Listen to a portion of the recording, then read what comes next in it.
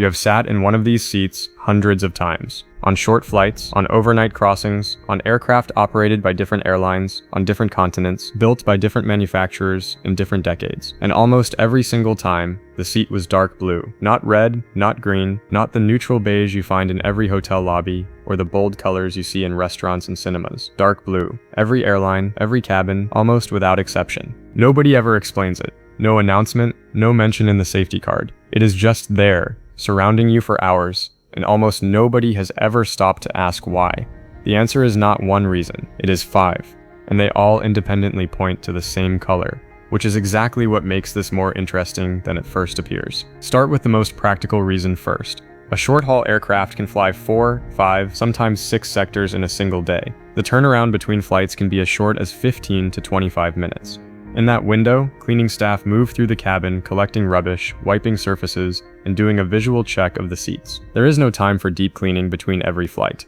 Deep cleaning happens overnight or during scheduled maintenance periods, sometimes days apart on busy aircraft. In those intervals, the seats accumulate what seats accumulate when several hundred people sit in them for hours at a time. Coffee spills, food residue, general wear from clothing and luggage contact. On a light-colored seat, cream, beige, or white, every one of those marks is immediately visible to the next passenger sitting down. The seat looks dirty because the color shows contamination instantly. Dark blue fabric does not hide dirt. The contamination is still there, but visually, the seat looks clean to the passenger sitting in it, which is what matters for the boarding experience and passenger perception of the airline standards. The alternative is either reupholstering seats far more frequently, which is expensive, or accepting that passengers board aircraft that visually look dirty, which damages the airline's brand. Dark fabric solves both problems simultaneously. The second reason is less obvious and more interesting. Aviation psychologists and cabin interior designers have studied the relationship between cabin color and passenger anxiety for decades. The findings are consistent enough that they have directly shaped how aircraft interiors are specified. Particularly darker shades of blue produces the lowest measurable anxiety response of any color in enclosed spaces. In psychological testing, subjects in blue environments report lower perceived stress levels than subjects in identically sized spaces with warmer or brighter color palettes. Now, consider the environment those colors are deployed in. A pressurized metal tube, no visible horizon, limited movement, recycled air, an awareness, however suppressed, that you are 6 miles above the ground with nowhere to go if something goes wrong. A significant percentage of commercial airline passengers experience some degree of flight anxiety. Estimates range from 25 to 40% of all travelers. For those passengers, the color of the cabin is not a trivial aesthetic decision. It is an environmental variable that directly affects their stress state for the duration of the flight.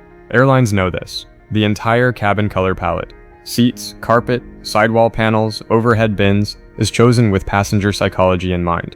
Dark blue is not the default because nobody thought about it. It is the default because the industry spent considerable time and research arriving at the color that keeps the most passengers the calmest in the most challenging passenger environment ever designed. Here's the reason most people never consider. Aircraft cabins receive enormous ultraviolet light exposure.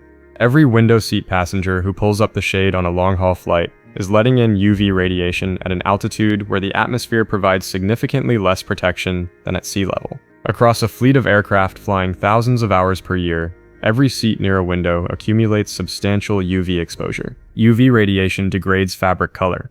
It breaks down the dye molecules in upholstery, causing fading. And it does not fade evenly.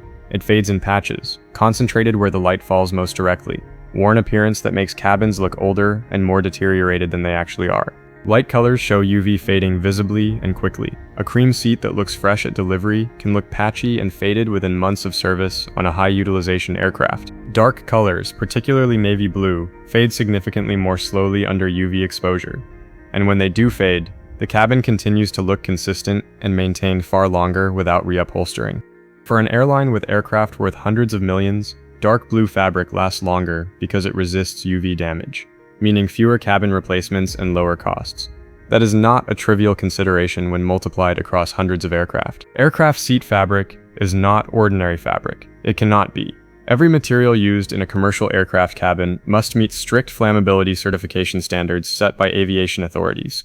The requirements are specific. Cabin materials must resist ignition. They must meet limits on the toxic gases produced during combustion, because in a survivable accident, smoke and toxic gas inhalation is frequently the cause of fatalities rather than the fire itself. Meeting these standards requires specific chemical treatments applied to the fabric during manufacturing. Here is where color becomes relevant. The chemical treatments required for fire certification interact with fabric dyes. Certain colors, particularly bright colors, require additional or alternative chemical treatment to maintain their visual appearance while also meeting flammability standards. That additional treatment can affect fabric texture, durability, and cost. Dark colors, navy blue, charcoal, dark gray, are chemically compatible with the most effective and cost-efficient fire retardant treatments available. They meet flammability certification more straightforwardly than many alternative colors. Across a production run of thousands of seat covers for a large fleet, that compatibility advantage compounds into significant cost and certification efficiency. The final reason is about time. In the 1970s and early 1980s, airlines experimented with cabin color in ways that feel almost hallucinogenic today. Orange seats, bold geometric patterns, bright red upholstery. Braniff International painted its aircraft in solid colors and put its cabin crew in designer uniforms. It was visually extraordinary. It also dated extremely quickly. Now here is what I keep thinking about after researching this. Every single thing in that cabin, the seat angle, the tray table position, the overhead bin height, the color of the emergency exit signs, was decided by someone for a reason, after research you will never see. The aircraft cabin is one of the most studied and optimized human environments ever designed. Which one do you want explained next? Let me know in the comments. The most requested one becomes the next video.